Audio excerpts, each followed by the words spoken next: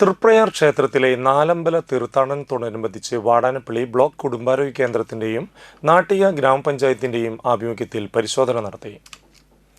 തൃപ്രയാർ ക്ഷേത്ര പരിസരം മുതൽ സെന്റർ വരെയുള്ള ഹോട്ടലുകൾ, ബേക്കറികൾ, ശീതളപാനീയ വിൽപ്പനശാലകൾ, താൽക്കാലിക കടകൾ തുടങ്ങി 29 സ്ഥാപനങ്ങളിൽ പരിശോധന നടത്തി.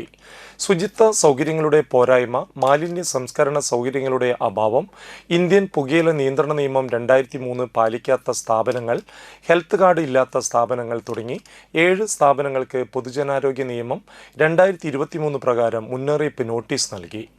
പരിശോധനയ്ക്ക് തൃശൂർ ജില്ലാ മെഡിക്കൽ ഓഫീസിലെ ടെക്നിക്കൽ അസിസ്റ്റന്റ് ചാർജ് വഹിക്കുന്ന ടി.പി. ഹനീഷ് കുമാർ, ഹെൽത്ത് ഇൻസ്പെക്ടർമാരായ P. Rajan, SL. Deepa, A. Subair, junior health ഇൻസ്പെക്ടർമാരായ S. Faseela Beevi, L. Akhila, CP. Nishan, Fida Fathima, O. Priyakumari, TS. Sabeena, PR. Keerthana, Nattika ഗ്രാമപഞ്ചായത്ത് ഹെൽത്ത് ഇൻസ്പെക്ടർ കെ.ആർ. റീജ തുടങ്ങിയവർ നേതൃത്വം നൽകി.